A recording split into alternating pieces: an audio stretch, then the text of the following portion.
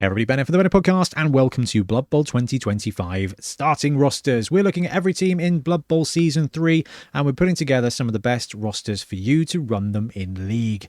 Now, Blood Bowl 3 may not be aligned just yet with these current rules, but that is coming. However, it's Tabletop League time, and with a new edition, I'm sure everyone's clamoring to get some good teams to the pitch. Now, we're going to be talking about Skaven today, which is obviously my pet team, and we've got a few different builds for you, which is going to be quite cool, which means you get to choose how you want to Skaven in your league.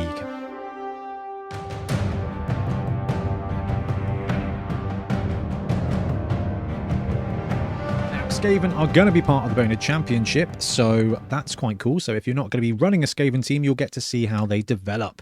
Okay, so Skaven 50k rerolls, which is very nice. They are tier 2 for tournaments. Doesn't really matter here. They do get an apothecary, and the Apothecary is quite a good pickup for a Skaven team. Now, they are an Underworld Challenge team, and that affects which star players they can take. Now, Skaven, while historically they have been quite a high team value team because they tend to score a lot of touchdowns, in this edition, even though the blitzers have been upgraded on movement, so they are going to be scoring some TDs, they're not going to be as fast scoring as they used to be, so your team value is not going to bloat. And because you've only got 2 gutter runners, you are likely to be having one out and missing a game every now and again. So historically, Skaven have bloated quite nicely. You can get to 12, 1300 team value pretty quickly.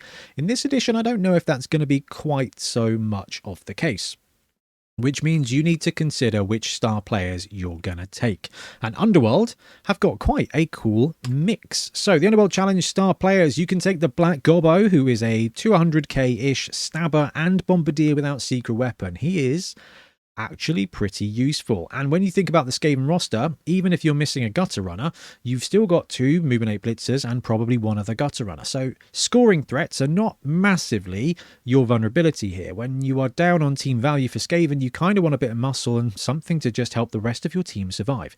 Now, the Black Gobbo is not the most resilient, but he can do some carnage on the tabletop, as can Bomber, who's cheap, still 80k, 70, 80k, so still cheap, not as cheap as he used to be, but still definitely a pickup. Fungus the Loon is a wicked little fanatic you can take. Fanatics, high strength. This guy having a bit of mighty blow. It just piles the pain quite quick.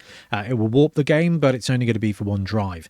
Glart Smash Rip is a bit of an all-star when it comes to Skaven. Strength 4, block, claws. He is the kind of brawler that you want. Not really any downside, not a lot of speed, but that's okay. He's there to punch and be punched, which works out really well.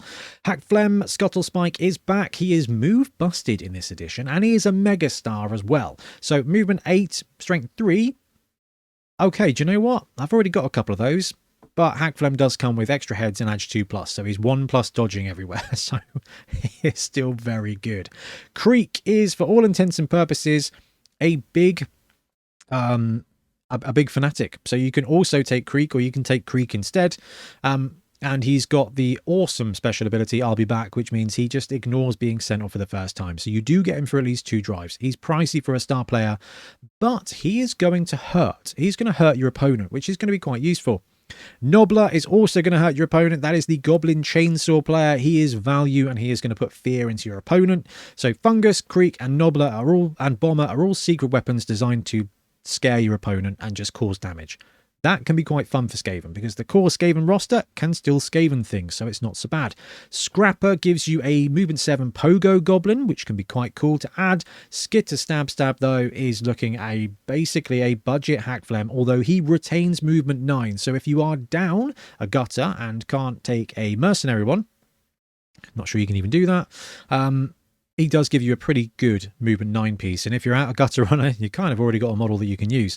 Ripper Bolgrot is a big old troll who can go on the line and punch and be punched, which we already talked about. Morgan Thorg can also be taken by this team, as can Grack and Crumbleberry. Now that's going to give you 2 players, one of them being an ogre and one of them being a halfling. Opens up some stuff, definitely an option. Acorn is the little cornate squirrel who will just murder things. So when you're looking at star players for Skaven, if both the gutter runners are out, then actually Skitter or Hack Phlegm can do a lot of the heavy lifting. If you've still got your 2 gutters and your thrower and you're down a bit of combat muscle, or you're just fighting against somebody who's got a higher team value than you, Glart can be great, and you can always sprinkle in a bit of fungus or a bit of bomber just to add fear for your opponent. Often when it comes to Skaven, if you've got your full suite of positionals, an extra reroll, an extra apothecary are probably going to be what you want, but Skitter is pretty useful, and Bomber, even in this edition, even if bombs are not as good as they were, he's pretty great. Okay, so the Skaven roster in this edition, 0 to 16 linemen, 0 to 2 gutter runners, so not 4, now 2, but they do have stab, which is going to come in handy every now and again if you don't want to make a block on a target, if they're low armor, if they've got blodge, you can take a stab blitz instead. Fantastic. Also quite useful for hunting stunties, but will not be your primary strategy. 0 to 2 Skaven throwers, oftentimes you're going to take 1, because 1 is very, very, very good. Now, where you're down, historically you'd use the 3rd or 4th gutter runner to fill in for your thrower if you didn't have him. In this edition, you may want to roster that 2nd thrower, but at 30k more than a lineman, it's quite an investment. But we'll look at that when we look at some of the rosters.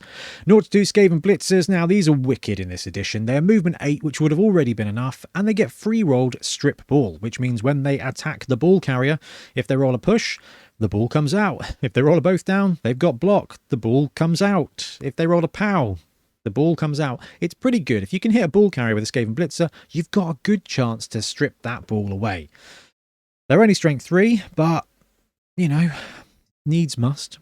And then you can take a big guy on this roster, which I do think means that there are a couple of alternate builds you can take for Skaven, which is good because that means this video is actually worthwhile instead of just being one roster.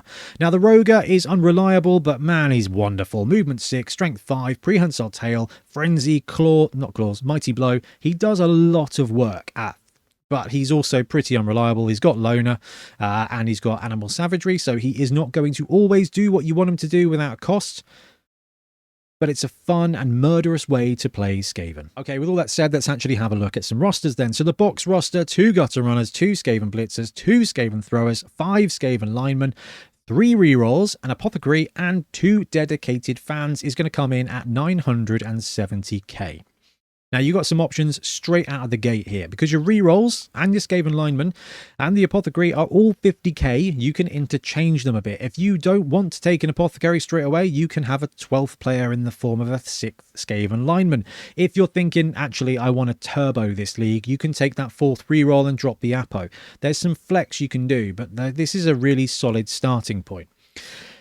Do you know, if I'm running a league, it depends on how long your league is going to be. This edition of Blood Bowl, I think, is targeted at leagues that last 6 to 10 games because everything's kind of front-loaded a bit.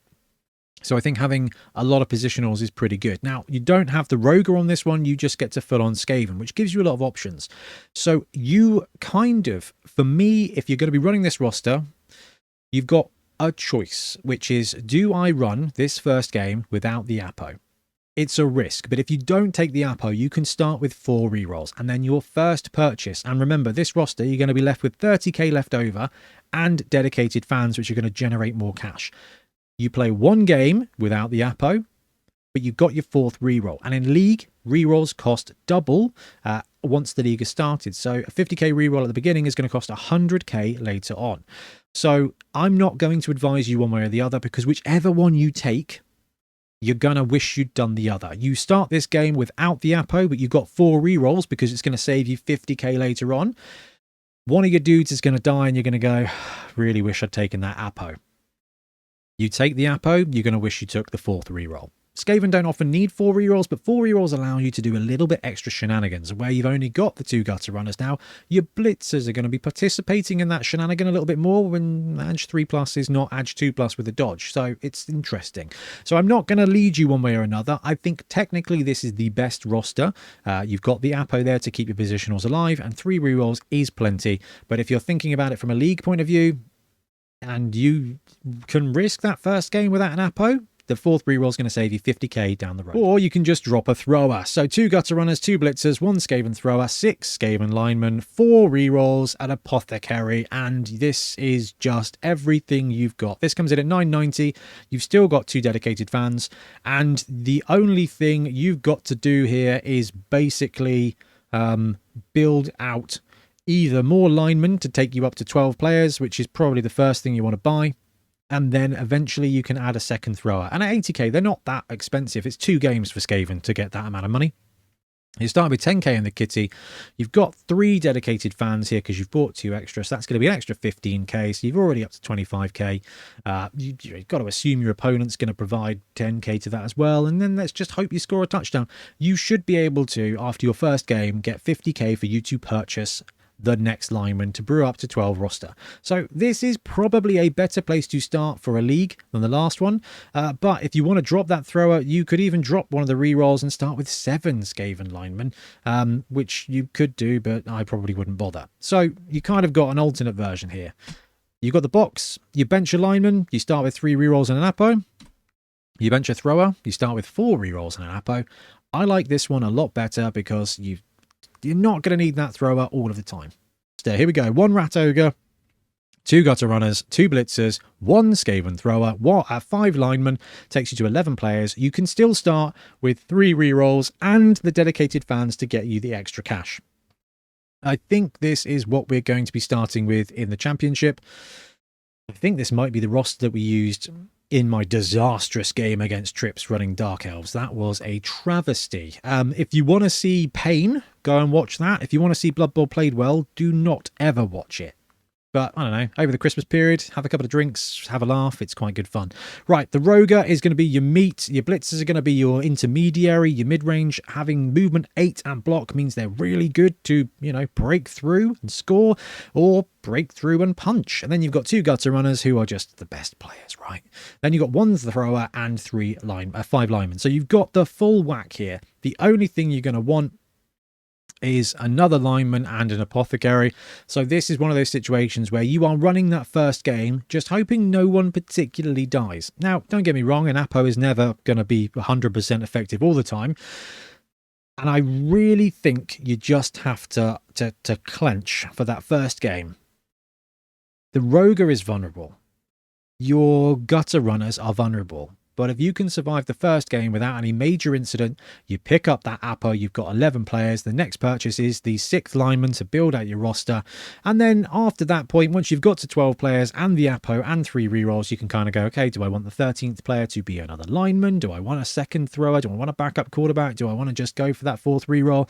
But you've already got the Rat Ogre. So you've already got massive meaty threat, and he is pretty survivable, all things considered.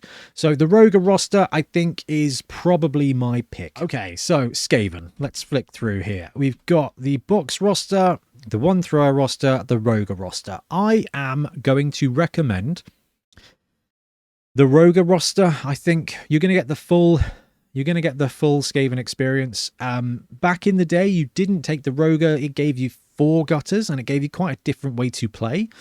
You don't get a massively different way to play. In fact, even though the 1 thrower roster gets you all sorts of stuff, 4 rerolls, an apo, 11 players, you are underpowered. You are underpowered. The 4 Gutter Runners did trade off against a Roger and 2 Gutter Runners. Now I think this is going to be fine, but this is going to do more. However, it's going to be less reliable. So you kind of got to lean into that. So it really is up to you which way you want to play Skaven.